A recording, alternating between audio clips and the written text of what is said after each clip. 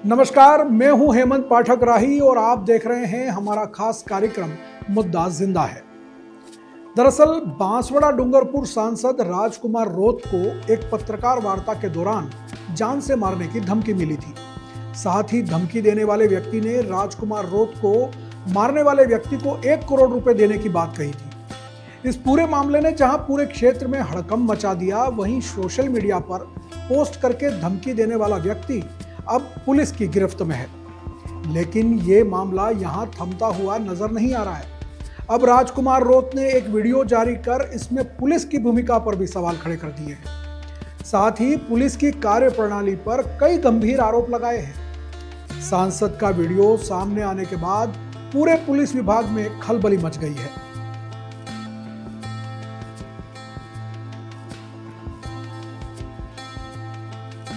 दरअसल पिछले दिनों राजकुमार रोत उदयपुर में थे और वहां एक पत्रकार वार्ता को संबोधित कर रहे थे। उनकी पत्रकार वार्ता सोशल मीडिया पर भी चल रही थी। इसी दौरान चंद्रवीर नाम के एक व्यक्ति ने उन पर कमेंट किया और लिखा कि इस व्यक्ति को मार देना चाहिए।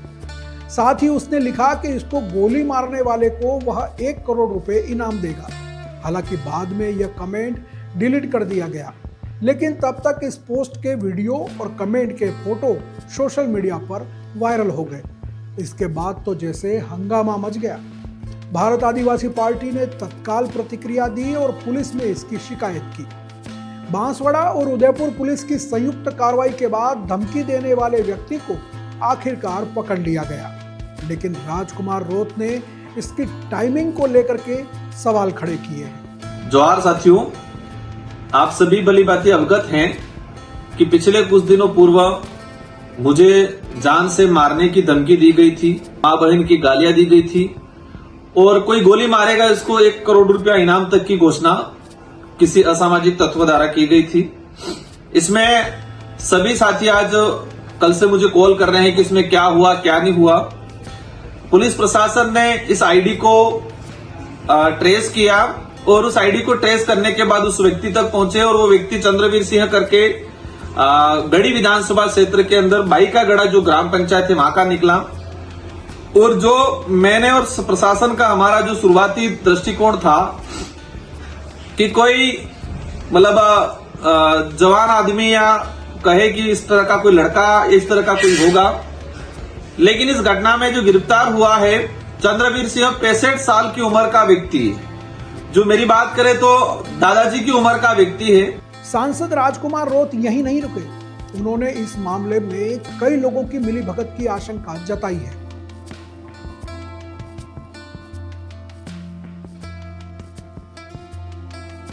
उन्होंने कहा कि जिस व्यक्ति को पकड़ा गया है उसका कहना है कि उसने शराब पीकर यह कमेंट किया। पहली बात तो जिस समय यह कमेंट किया गया उस समय कोई आम तौर पर शराब पीता नहीं है। इससे साफ पता चलता है कि कमेंट करने वाले व्यक्ति को बरगलाया गया था, उकसाया गया था। उन्होंने यह भी कहा कि मोबाइल लोकेशन के आधार पर कमेंट कहां से किया गया, कितने बजे किया गया और उस समय वहां कौन कौन मौजूद था, इसका पता लगाया जाना भी जरूरी है, तभी षड्यंत्र का खुलासा होगा। और प्रशासन के अधिकारियों से मेरी बात हुई है कि जिस तरीके से उसने लिखा था, उसने आप सभी भली भांति जानते हैं कि अपने इलाके के अंदर कौन नेता कौन सी पार्टी किस तरीके पे हमारे पे झूठे आरोप लगाती है। उसी वे में उसने जैसे कि कहा कि क्रिश्चियन है, ये अमेरिका मतलब बाहरी तत्व है, मां बहन की गालियां दी और अंत में उनको मुझे मारने की और सुपारी देने तक की बात की। तो आप सभी भली बातें हैं कि इस तरह की बातें कौन सी पार्टी और कौन से नेता बोलते हैं। मैं इन चीजों पे इनका नाम नहीं लेना चाहूंगा। अगर यही बात इसी तरह का किसी भाजपा के नेता सत्ताधारी जो लोग हैं इनके लिए किसी ने कुछ बोला हो तो ये नंगा नाच करते पूरे उदयपुर संभाग में।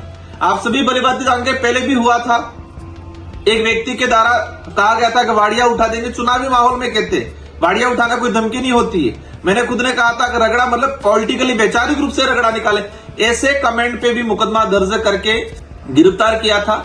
तो ये जो मामला है एक अलग टाइप का मामला है, संदिग्ध मामला है। राजकुमार रोत ने इस पूरे प्रकरण में पुलिस की भूमिका को संदिग्ध बताते हुए कई सवाल खड़े किए हैं। उन्होंने करीब 8 साल पहले बांसवाड़ा शहर के कालिका माता क्षेत्र में हुए सांप्रदायिक दंगे को लेकर पुलिस विभाग पर गंभीर और सनसनीखेज आरोप लगाया है।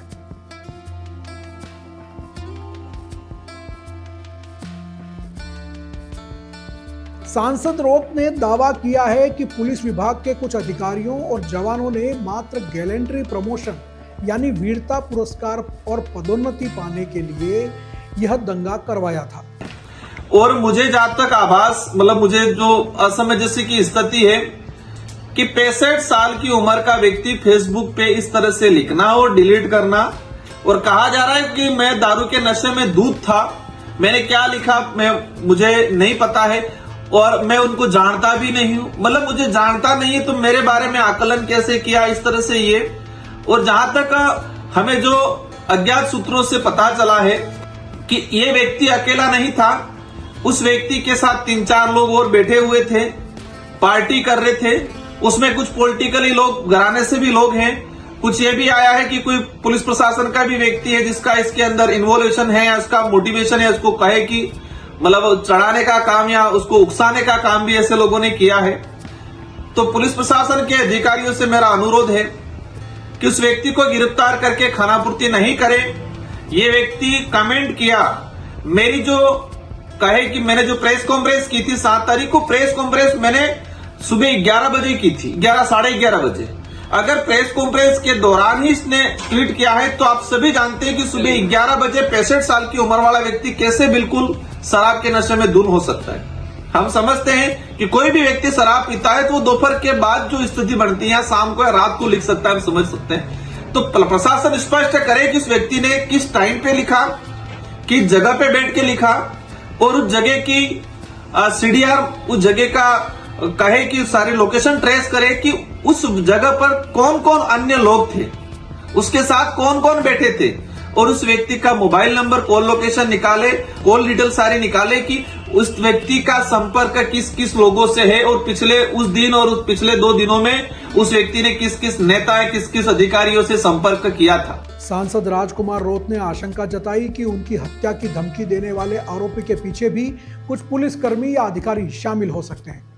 इसी संदर्भ में उन्होंने यह खुलासा किया, किसी के भी गले नहीं उतर रही है कि 65 साल का व्यक्ति अकेला बैठ के इस तरह से लिखे, ये कहीं भी किसी के गले नहीं उतरती है। इसके साथ कौन लोग बैठे थे वो तो पट्टी पढ़ाया होगा। अगर उसने लिख भी दिया था तो 65 साल का आदमी अचानक यहां से भाग के, सुनने में आया कि मध्य प्रदेश मुंबई की तरफ चला गया, तो मेरा जहां तक मानना है वो भागा नहीं, उसको भगाया गया। और भगाने वाले वो लोग थे जिसको इसको उकसाने वाले थे, उसके साथ में बैठ के लिखने वाले या खुद लिखने वाले या लिखाने वाले लोग थे। ऐसे लोगों की भी गहनता से जांच होनी चाहिए। अगर इस व्यक्ति अकेले को खानापूर्ति करके आप इसको मैं तो कहता हूं दादाजी क्या उम्र है, मुझे भी कहे कि दया टाइप, लेकिन इस व्यक्ति के पीछे कौन चेहरे हैं, किसका हाथ था, ये जानने की जरूरत है।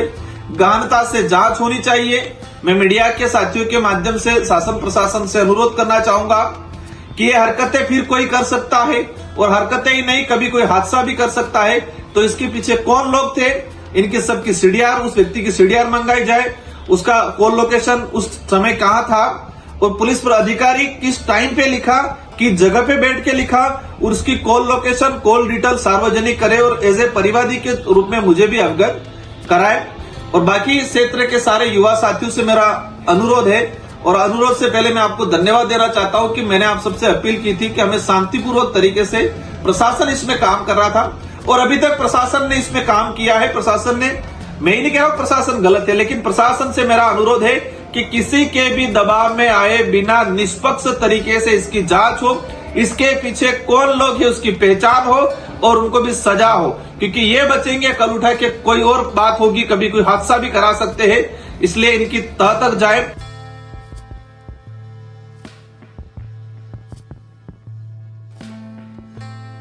सांसद ने कहा कि उन्हें जानकारी मिली है कि वर्ष 2017 में बांसवाड़ा में कुछ पुलिस कार्मिकों ने गैलेंट्री प्रमोशन पाने के लिए विस्फोटक रखकर दंगा फसाद करवाया था।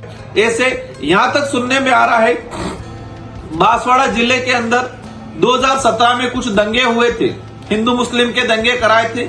कुछ ऐसे पुलिसकर्मी थे जिन्होंने जानबूझकर माहौल क्रिएट किया था, वहां कुछ गलत चीजें, विस्फोटक चीजें रखवाई थी, कुछ आपस में समुदाय में भिड़ाया था अपना, वो कहते हैं गैलेंट्री प्रमोशन लेने के लिए, प्रमोशन के चक्कर में इस तरह से। तो ऐसे लोग भी इसमें सम्मिलित है, ऐसी जानकारी आई है।